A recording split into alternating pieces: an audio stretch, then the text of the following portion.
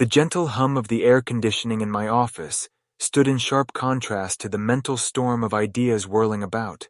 Elena here is a 32-year-old architect. From the upheaval of my upbringing, a past I kept locked away even from those closest to me, my life now is a far cry. The ring of my phone broke the calm at my workplace.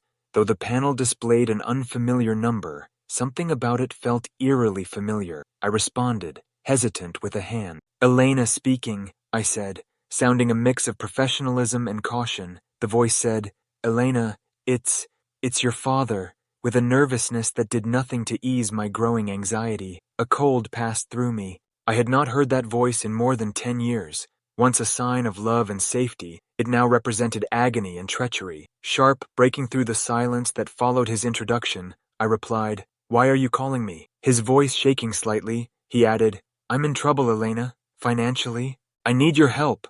Still honest, his plea set off a fire of bitterness in me, with incredulity and anger mixed in my voice. "My help? Now you need me, after all these years?" I shot back. Desperate, he said, "Yes, I would not ask if it were not serious.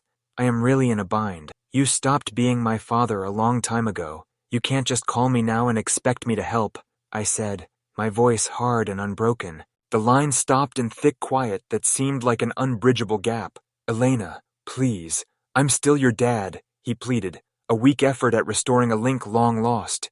The term dad seemed alien, almost startling. Years of buried fury and hurt finding their way into my lips, I shouted, "A dad? You forfeited that title when you chose her over me. You are my daughter, I thought." "You thought wrong," I said, cutting him off in the middle of his sentence. "You made your decision years ago. Today, I have made mine." His voice carried a mix of desperation and begging. "Elena, I just need this one favor. I am sorry." "Sorry," kept coming back in my workplace. A hollow and useless tone. I said sharply, "Sorry doesn't change the past. I can't help you," then hung up. Love and laughter abound throughout my early years. Before the age of 10, a monument to the great existence my parents and I enjoyed in our modest rented house.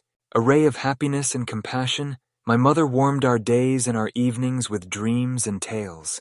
Once a light-hearted and kind man, my father would spend evenings teaching me little worldly lessons or playing games with me. Every day was an adventure and every night a dream. Our house was a cocoon of happiness.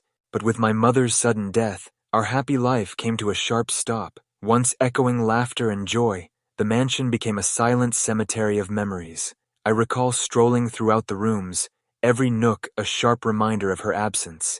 Not only did I find the loss intolerable, but my father, too, had lost the love of his life. But the intensity of his loss seemed to fade fast, which confused and disappointed me. He brought home Serafina, a woman destined to be very important in our life, a few months later. I remember the day he brought her. It was the last of my beloved childhood. One evening, my father declared, "Elena, this is Serafina. She's going to be staying with us," his voice lacking the warmth I was so used to. Looking up at her, I a trace of friendliness or motherly warmth, but found none. She was imposing, her eyes steely and exact.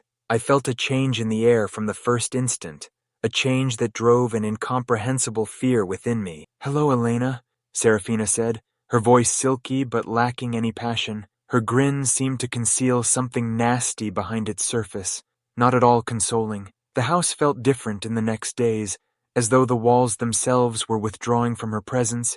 The happy recollections of the past appeared to disappear, replaced in every area with a residual discomfort. I recall looking at Serafina in search of something positive or decent about her, but her every glance and movement appeared to be tinged with an unsaid resentment. She was obviously here to create a new story, one in which I was unwelcome, not to cover the vacuum my mother left. I couldn't help but sense that her appearance marked the start of something sinister as I watched her go about our house, a place that previously felt safe and joyful. Her staring at me, with eyes that seemed to conceal more than they exposed, suggested poor future prospects. The days after Serafina arrived were like waking from a dream I couldn't get clear-cut. Once filled with my mother's laughter and affection, the house seemed chilly and unwelcome. Her presence clouds everything and makes even the most basic daily activities a sequence of challenges.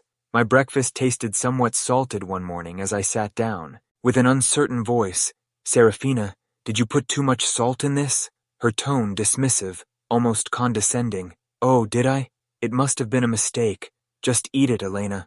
Don't be so picky, she said. The incidents were more regular and vicious. I recall discovering destroyed clothing after doing laundry. One day, I asked, Serafina, my clothes are all faded. What happened? Holding out my once favorite dress, now discolored and unworkable. She looked at it, then shrugged apathetically. Maybe the washing machine is acting out. Or perhaps it's time you stopped wearing such young clothing. Though I became frustrated, I knew fighting would just make things worse. Feeling powerless, I looked to my father in hopes he would see through her front. One evening, my voice quivering with a mix of rage and despair. Dad, Serafina is ruining my things. She's always mean to me, I said. The response of my father was quite different from what I had expected. His harsh remarks, Elena, you're imagining things. Serafina is doing her best to fit into our family. Stop causing trouble, struck right through. I objected, but Dad, it's the truth. But he wouldn't pay attention. Rising in fury, he said, That's enough, Elena. I don't want to hear any more of your accusations. Every day was a fight, negotiating Serafina's hatred and my father's apathy. Once a haven, the house felt like a jail now. Spending more time in my room, I sought solace from the continuous tension in the air. Living in that house of horrors, I felt alienated and misinterpreted. Fear and worry replaced the comfort and contentment that before permeated those walls. Every day I yearned for the past, for the times when my mother's smile would brighten the whole room, so contrasted with the gloom that now permeated every corner. Living with Serafina turned into an everyday struggle with endurance and escape. Her hostility toward me progressed from verbal barbs to physical violence. It began gently, a twist on my tummy or a pinch on my arm, always in areas readily hidden under my clothing. The ache was acute, a nasty reminder of my powerlessness in her company. Always on her location in the home, I devised plans to avoid her. I would walk great distances to my room or wait until she was busy before I moved. Though I tried, there were occasions when she surprised me, and those times always brought some kind of hurt. One day I was peacefully reading in the living room when Serafina came in and without explanation pinched my arm hard with her nails pressing into my skin. I bit back any complaint, even though I felt pain. She stared at me with a chilly, smug sneer and turned away. Grandma observed my careful motions and the way I flinched when Serafina's voice rang through the house during one of her infrequent visits. Grandma inquired, seeming worried, Elena, is everything all right at home? My heart wanting to tell her the truth, I stared at her, but held back by dread and the need to shield her from anxiety. I told Grandma, Yes, Grandma, everything's fine, just a lot of schoolwork. I feigned a smile. She seemed doubtful, but she didn't press anymore. Though I felt guilty for lying to her, I couldn't stand the idea of upsetting her. I watched Serafina from the window that evening as Grandma went, her face one of satisfaction. She seemed to enjoy her ability to manipulate me, to be able to hurt me and get away with it. Her victorious appearance made it very evident that she was the one with power. I was merely a hapless participant in her warped game. Feeling caught in an abusive and silent cycle, I withdrew to my room. Comparatively to the mental torment I experienced, the physical suffering from Serafina's pinches and turns was tolerable. My haven was school, where I could momentarily flee the suffering of my family life. Still, the shadows of my domestic conflicts started to leak through. Mrs. Davies, my teacher, a good woman who always pushed her pupils, began to see changes in me. She softly touched my wrist one day as I turned in my homework, her gaze drawn to the marks on my arm. With a worried voice, Elena, what happened here? These look like bruises. I fast drew back my arm, hiding the marks with my sleeve. I said, It's nothing, Mrs. Davies. I just fell while playing, dodging her eyes. Mrs. Davies showed no conviction, her eyes darting, mine seeking the truth. Elena, if there is something wrong, or if someone is hurting you, you can tell me. It's important to speak out. Though the words wouldn't come, I wanted to tell her everything about Serafina and how I lived in continual anxiety. Rather, I started to grin. Really, Mrs. Davies, I'm good. It was just a stupid accident. She stared carefully at me, then nodded gently. She grinned reassuringly. All right, Elena. But remember, my door is always open. You're not alone. I nodded, lumps developing in my throat. Her compassion made it more challenging to keep up the front that everything was okay. Mrs. Davies's comments kept coming back to me as I strolled home that day. I was both quite lonely from bearing my responsibilities by myself and grateful for her attention. The idea of coming clean about my situation at home was horrific. I worried about the fallout, what Serafina might do should she learn I had told someone. That evening at supper, I remained silent, buried in contemplation over Mrs. Davies's offer of assistance. Serafina became aware of my quiet.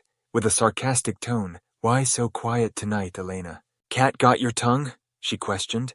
I simply shook my head and carried on eating, trying to minimize myself as little and invisible as I could. As I lay in bed after dinner, the reality of my circumstances seemed more crushing than it had ever felt. Mrs. Davies's worries had shown me that others did care, but the fear of what the truth may expose kept me mute.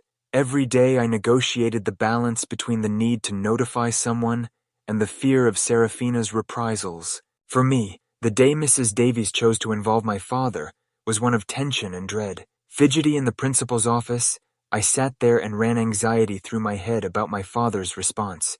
When he did show there, his face was austere, and his eyes revealed a mix of contempt and shame. His voice stern, he asked, "What's this about, Elena? Why am I being called to your school like this?" As he passed. Seeking some kind of support, I looked at Mrs. Davies. I attempted to find my voice while swallowing deliberately hard. "Dad, Mrs. Davies she saw the bruises," I mumbled under the weight of his eyes on me. He interrupted before I could go on, clearly agitated. "Are you making up stories again? Bruises? What are you talking about?" Mrs. Davies intervened, her voice forceful but understated. "Mr. Smith, we need to address Elena's well-being. Her arm's bruises don't seem accidental." Anger darkened my father's face a shade darker. "She's perfectly safe at home. Elena, are you spreading lies about our family?" He looked clearly at me, disappointed. The tears I had been saving started to flow. "It's not lies, Dad. Serafina, she's been hurting me," I said, the truth at last rising. He responded with pure incredulity. "Serafina? That's ridiculous. She's been only kind to you. I won't have you slandering her with these accusations." Desperate for him to believe me. "But Dad, it's the truth," I yelled. He got up suddenly, his tolerance fraying. "Enough of this. Tell Mrs. Davies you made it all right." I turned to the teacher dutifully and repeated his remarks. She nodded back and said nothing at all. When Dad got home, he shut me in my room without saying anything else. I could hear phony concern flowing from Serafina's voice through the door. "I told you she's just seeking attention," she added. Feeling great loneliness and hopelessness, I sat on my bed. One person I considered I could always trust on had turned away from me. Once felt as my personal refuge, the walls of my chamber now seemed to be those of a jail. I lay there considering all that had happened. The mental suffering of being disbelieved and punished by my own father was far more agonizing than the physical violence.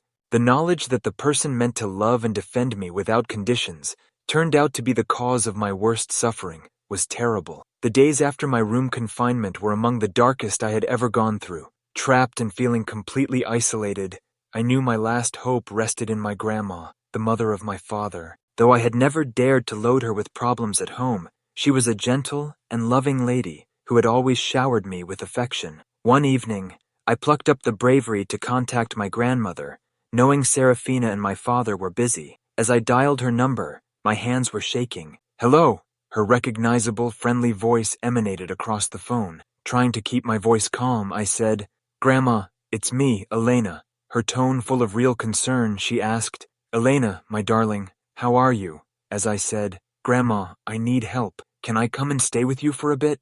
Tears welled up in my eyes. On the other end, there was a quiet pause. "What's wrong, Elena? Did something happen?" I inhaled deeply, the words exploding out. "It's Serafina. Dad won't believe me. I don't know what to do. She's been hurting me." As she spoke rapidly, "Of course, my dear. You come right over. I'll take care of this." I could hear the anxiety in her voice. The following day, my grandma showed up. Though little in stature, her presence permeated the room. She faced my father with a surprising force. "John, I'm taking Elena with me. She's not safe here," she said decisively. Startled, my father sought to object. "Mom, you cannot simply grab her. She is my daughter. Your daughter whom you failed to protect," she said harshly. "I won't sit by and watch her suffer." Serafina went to try to step in. "She's just a child building stories. You can't believe her over us. Grandma turned her showy, steely eyes on Serafina. I know a scared child when I see one. Elena is coming with me, and I'll take this matter to the authorities should you try to stop me. Realizing he was losing, my father stopped opposing further. Serafina's look changed from rebellious to defeated as I got ready. My grandmother left the house, and I felt a weight drop off my shoulders. For once in months, I felt safe. Although the automobile trip to Grandma's was silent, her company was consoling. She looked to me after we got there and said, "You're safe now, Elena. You don't have to worry anymore." I discovered the affection and protection absent in my life at my grandmother's place. It was a refuge where I might recover and get my strength back. Her loving house and the coldness of my father's house stood out as oppositional. Free from the tension and terror that had dogged me, I felt as though I could breathe once more for the first time in a very long time. Since I moved in with my grandmother from my father's residence, years had gone by. Her house had been a haven, a kind and healing place. But time, as it does, progressed and carried with it still another wave of transformation. My dear grandma died, leaving an emptiness that seemed unbridgeable. My father and Serafina showed up to the funeral, their expressions mixed between forced grief and badly veiled enthusiasm. Our house felt as though a storm cloud had taken residence there. All gone was the laughing filling the rooms and the warmth enveloping me like a beloved blanket. Its replacement was a frigid silence, as though the house itself were gasping. One afternoon he brought her home, this woman with eyes like ice chips and a grin that never really touched them. "Elena," he began, his voice hollow as if the wind whistling across an empty chasm. "This is Serafina. She will be staying with us." I recall staring at her, this stranger smelling of luxury, fragrance, and rejection. Though my feet seemed anchored to the ground, I longed to escape and hide in the folds of my mother's former gowns, still hanging in the wardrobe. She said, her voice like smooth stones clattering together, "Hello, Elena." It was not friendly, no welcome, just a chilly evaluation. She was determining whether to shoo away or not, much as a stray dog would have done. Sleep would not come that evening. Lying in my bed, the sheets twisted over my legs, I listened to strange sounds coming from downstairs. I hadn't heard the clink of glasses, the murmur of conversations, his laugh, a sound distorted and alien now. Mama died. It felt like a betrayal, like though they were dancing on Mama's tomb. The next days were a steady disintegration. Like a shadow, Serafina went about the home rearranging furniture and substituting thick drapes that blocked out the sun for Mama's preferred curtains. The fragrance of lilies, flowers I had always connected with funerals, thickened the air. She began modestly, with the small things. My favorite garment accidentally shrank in the wash. Too much salt in my soup. He would only shake his head when I protested, his eyes full of a tired disappointment causing my stomach pain. "Elena," he could remark, "Serafina is trying her best. Don't make this harder than it already is." Nonetheless, it was challenging. Every corner was sharp and merciless, like living in a house built of thorns. Surrounded by the items still smelling of Mama, her books, scarves, the worn quilt she had made for my bed, I began spending more and more time in my room. When I got home from school one day, my room had been changed. From the walls, my drawings, the ones Mama had always loved, were replaced by framed pictures of flowers I couldn't identify. My favorite books vanished from my bookcase. It had been emptied. Panic wriggles in my throat. My heart thumping, I ran downstairs. I broke into tears and said, "Where are my things?" Arranging a vase of lilies in the main room, Serafina was. She glanced at me, her gaze icy and bored. "Oh, those. You're getting too old for childhood events, don't you think?" I wanted to yell, toss something, break the stifling silence that had descended over our house.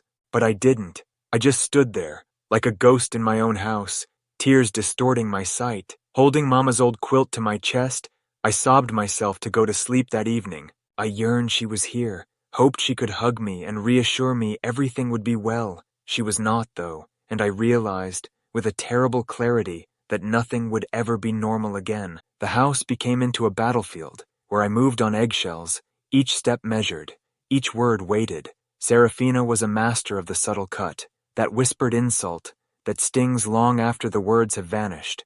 She would sweep past me in the corridor, her palm lightly brushing my arm to leave a growing bruise. Alternatively, she would slink in close, her breath hot on my ear, murmuring, "You'll never be her, you know. You'll never be good enough." my body a tight coil of expectation. I learnt to quiver, to shrink away from her touch. I started to be a shadow myself, slinking about the house like a whisper, hiding in the quiet nooks where her eyes could not find me. But I wasn't protected even in my room's quiet. Like a hawk circling its prey, she would find means to remind me of her existence. My garments would vanish, replaced by ones that fit too tiny or too huge and irritated on my flesh. Pages ripped, covers damaged. My books would be reordered. One day I discovered my preferred doll, the one Mama had given me for my birthday, lying on the ground, with its head twisted at an odd angle. I started to cry, a rough, ragged sound filling the vacant room. I wanted to show him the bruises that sprang on my arms, the terror that tormented my eyes. He wouldn't see, though. With a tired voice, "Elena," he would add, "you're imagining things. Serafina would never hurt you." His comments were a slap, a denial deeper than any physical suffering. Then I knew I was really alone, lost in a sea of apathy, without someone to throw a lifeline. School turned into my haven, a little break from the stifling atmosphere of home. My instructor, Mrs. Davies, was a lighthouse of friendliness and compassion. Her eyes saw too much, and her smile suggested some melancholy. She lightly caressed my arm one day, as I was turning in my homework, her fingers brushing against a particularly ugly bruise. Her voice gentle. "Elena," she asked, "what happened here?" I gasped and drew away as though burnt. I said, "I fell," staring down at the floor. She didn't press, but her eyes sent a knowing glance that made my heart hurt. "Elena," she replied, "my door is always open if you ever need someone to chat to." Her comments were a lifeline, a sliver of optimism amid the gloom that had overwhelmed me, but terror stopped me. Dread of what Serafina would do if she discovered it, dread of the repercussions, fear of the brittle hope being grabbed away. I so stayed silent, a prisoner in my own house, the thorns of Serafina's brutality encircling me with every day. Once the laughing that permeated my existence was only a memory. It was replaced by a hollow ache buried deep in my bones. Those days felt as though they were weighing me physically, always on the edge of cracking. I felt like a tree bowed low by a relentless wind, but some tenacious spark of resilience inside me resisted letting me break. One afternoon, Serafina was out when I crept into the living room and phoned Grandma. Her response had the warmth of a cold evening's fire. "Elena, sweetheart," she continued, "is everything all right?" The words came out of me then, a flood of anxiety and suffering. I told her everything, the pinches, the insults, the continual anxiety that hung about me like second skin. There was a protracted quiet when I concluded. Grandma's voice then, sharp and forceful, broke through the stillness. She told Elena, "You pack a bag. I'm coming to get you." As promised, she showed up the following day, her eyes burning with a passion that made even Serafina back off. There was a confrontation, a collision of wills threatening the house's foundations. I trailed Grandma, her diminutive figure acting as a barrier from the tempest. Grandma said, "She's coming with me, John," her voice ringing with power, "and I'll phone the sheriff if you try to stop me." He stammered and protested, but ultimately he understood he was outmatched. Walking hand in hand with Grandma out of that house seemed like an eagle flying free from the cage that had imprisoned me for so long. The globe spun on its axis in Grandma's house. Once more there was laughing, warmth, and the reassuring aroma of freshly made bread. Grandma's love was like a salve, healing the wounds that had been festering for too long. Under her tending, I bloomed like a wildflower, at last finding rich ground.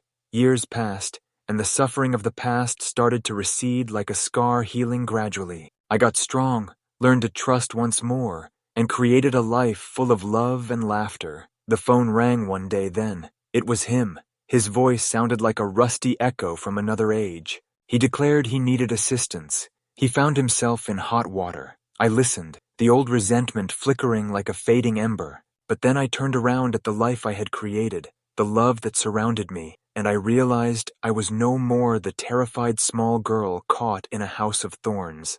"I can't help you," I murmured, my voice level and quiet. "You made your decisions. Now I have one too." And with that, I hung up the phone. The last tie cut to link me to that terrible past. My heart full of a peaceful strength, I stood tall and at last free to soar on my own wings. Story 2. My existence resembled a fairy tale, that kind you find in books. Born Amelia Green, our family name is a mainstay on society pages. I was the daughter of successful businessmen, mansions, top-notch universities, exotic travel. The trappings of riches were my standard. Still, I yearned for something more, something real. To the never-ending social responsibilities associated with my last name, I preferred cuddling up with a good book or lengthy chats with my few close pals. I ran across him at one of those stuffy galas. He was a cater waiter, something unlike from the polished men I typically came across. His laughter was contagious. His eyes sparkled the kind I hadn't seen in years. Having handed me a glass of champagne, he asked, "You're Amelia, right? And you're Liam," I said, instantly connecting. That evening we spoke for hours on everything and nothing, not the heiress. He saw me, the actual me. He let me see a universe outside my golden cage. Bringing him to see my folks was fascinating. Ever the businessman, my father interrogated him on his future professional path. Though I could see her doubts, my mother, the embodiment of grace, was more friendly. Conversely, Liam's parents greeted me with wide arms. Their tiny house hummed with love and real compassion. As we first met, Liam's mother, Mrs. O'Connell, drew me into an embrace. "Liam wouldn't stop talking about you, dear," she said, shining. I regularly used my allowance to treat Liam or surprise his parents with little presents as our relationship grew. Sharing my privilege seemed right, a means of showing love. My world collapsed then. My father answered a phone call to start it. "Amelia," his voice sounded strained, "come to the office, now." At Green Industries the air was charged. Usually confident bustle was replaced with whispers and frightened expressions. Looking pale and tired, my father announced bankruptcy. My abdomen dropped. Just how? We were untouchable, the Greens. Still, the losses were actual. The debts were insurmountable. Our opulent way of life was ending. Among the toughest things I have ever done was telling Liam, though I could see the concern in his eyes. He was startled and supportive. My father's assets frozen. We left our opulent apartment. "We can hang around with my parents for a bit," Liam said. Pride wounded, yet I consented. I told myself it was transient. I had no idea, though. The true test was just starting. The O'Connells' residence was very different from the large estates I was accustomed to. Cozy, indeed, but limited. It was fine at first. Mr. O'Connell's stories were fascinating, and Mrs. O'Connell's cooking was just outstanding. But something changed. Initially subtle. Mrs. O'Connell's focused looks during my dinner seconds. Mr. O'Connell turned out the lights as I walked out of a room. Mrs. O'Connell said one morning, "Back in my day, sweetheart, we just had one sort of jam, you know, saves money." My cheeks started to flush, suddenly self-conscious about the 3 jars on the table. Liam modified as well. The laid-back man I loved started to become agitated over small events. "Is everything good at work?" Concerned one evening, I inquired. He pouted. "It's merely stressful. Money is what we need, Amelia." I said, "Maybe I could get a job." He moved away. "Maybe you should." His comments cut like a razor. Liam, I knew, was not this one, but I forced down my hurt, reminding myself he was merely stressed. I then listened in on them. "She doesn't value money, Liam," Mrs. O'Connell replied. "She's used to another life." Mr. O'Connell said, "We cannot keep supporting her extravagant tastes." My heart broke apart. They considered me to be a weight. Originally a haven, the house felt stifling now. Every movement examined, every choice questioned. I started working, helped with home expenditures, cut back on everything, but it never been sufficient. Their house was no longer filled with the laughing that had permeated it. Instead, it was quiet, tense. Birthdays, anniversaries, forgotten. The financial pressure was driving us apart. The birthday of Mr. O'Connell drew near, usually just a straightforward family affair. They agreed to celebrate in a restaurant this year. Perhaps, just perhaps, this marks a turning moment. I changed modestly, self-conscious about looks. The restaurant was familiar, one I had visited in my former life. I became aware of the prices as we were seated. Once small, they now caused great worry. I went for a cheap meal. Liam had steak, his mother lobster, Mr. O'Connell's 3-course dinner. It turned me's turn. Mrs. O'Connell cut off, "She'll have the garden salad, then, and tap water." Actually, I was considering the chicken. She said, "The salad is plenty," snapping, "We have to pay attention to expenses." Embarrassed, I felt my face scourish. Liam laughingly, "Can't always have the fanciful stuff anymore, Amelia." Mr. O'Connell added, "You ought to be appreciative. Some people hardly even get bread." They started to laugh. I thought of an exhibit in a zoo. Finally, my voice shaking. When my family was doing well, I said, I shared everything with you. Now, in hard circumstances, this is how I am treated? Mrs. O'Connell snorted. It's about time you learned the value of money. Liam steered clear of my eye, standing tall. I may not have money, I added, but I still have my dignity. Then I strolled outside. Designed to be a bridge, the supper turned into an abyss.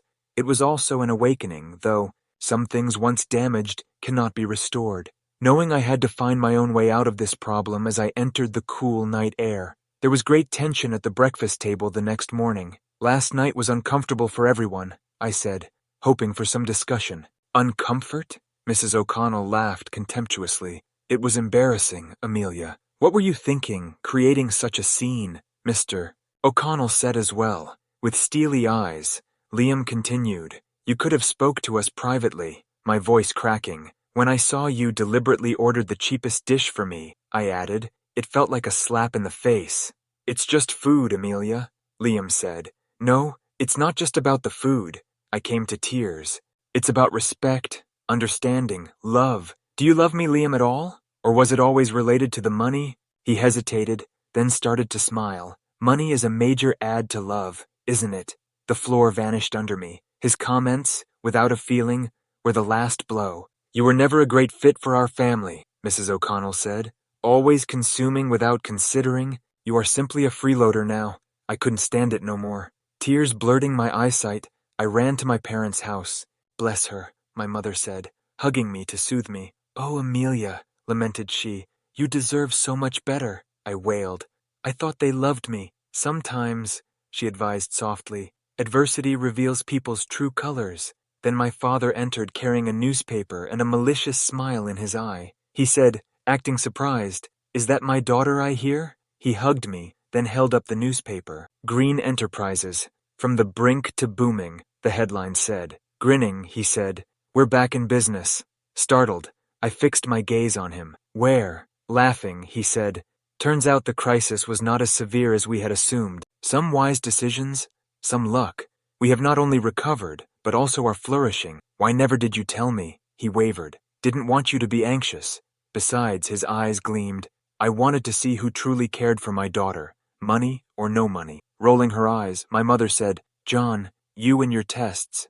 We smiled. The comfort of my childhood house healed my damaged soul. Lying in my old bed that evening, I came to see that although I had lost Liam, I had acquired something far more priceless, my self-worth and the relentless love of my family. Resolved, I went back to the O'Connell's house with a folded newspaper one hand and a luggage in the other. Startled, Liam muttered, Amelia, you are doing? Ending this charade, I said coolly, and passed him divorce papers. His face turned black. What is this? Exactly just what it looks like. Liam, I'm done. Mrs. O'Connell smirked. Good riddance. We knew you would come to your sense and leave our boy behind. Ignoring her, I laid the newspaper out for them. Local business tycoon's company makes remarkable comeback, the headline shouted. As Mr. O'Connell read about our company's unheard-of expansion, his voice shook. You were so keen to call me a freeloader, I continued, staring steadily. Life shows us who is really shallow in a funny way. I departed, less weight than I had in months. Liam's parents and his own calls and messages arrived in a flood of apologies, begs, regrets. Still, their comments were empty. Their suffering was far too profound. One evening I at last answered Liam's summons. I've moved on, Liam, I said with great conviction. Your calls, postcards from your parents, they have no meaning. We spent our time. It's finished. Silence then. A murmured, I'm sorry, Amelia, but apologies alone weren't sufficient. It was time to turn inside myself, distant from their web of conditional affection. There was buzz on my phone. My friend was Jenny. Heard that a new art gallery will open downtown. Want to see it? Absolutely, I answered.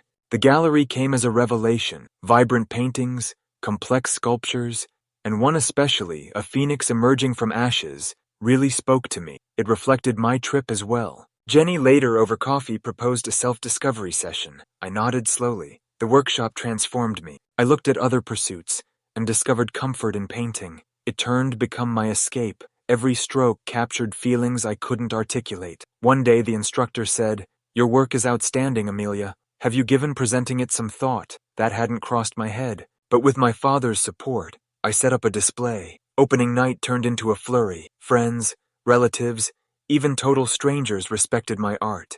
Inspired by the gallery trip, the star was the Phoenix painting. And then, shockingly, the instructor came walking with a check. Someone had paid for it. It had less to do with the money. That provided validation. My path, my suffering, my recovery found resonance with someone. I came to see, as the exhibition came to close, that life has unanticipated paths. Every fall, though, also presents a chance for a fresh start. With Liam, my history was simply that, the past. My calling, my passion had come to me, and I was actually happy for the first time in a very long period. Life had spun around once more, from anguish to desire, from hopelessness to hope. With wide arms and a heart full of optimism, I was ready to welcome this fresh beginning.